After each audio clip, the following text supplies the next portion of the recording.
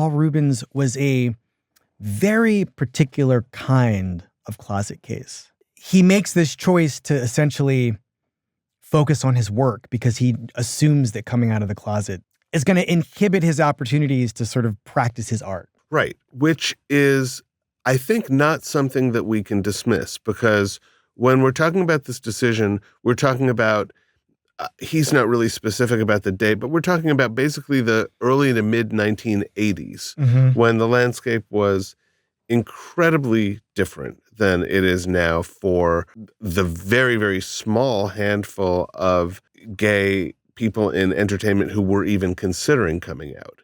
And for Reubens, there's this other factor, which is that he essentially, even though Pee-wee spoke to many different audiences in many different ways. Simultaneously. Yes. I think his sort of baseline belief that an openly gay star of a live action Saturday morning kids show was not viable at the time that he made his decision was probably correct. Yeah, I was surprised by how clear he is in his understanding that was the choice he was making.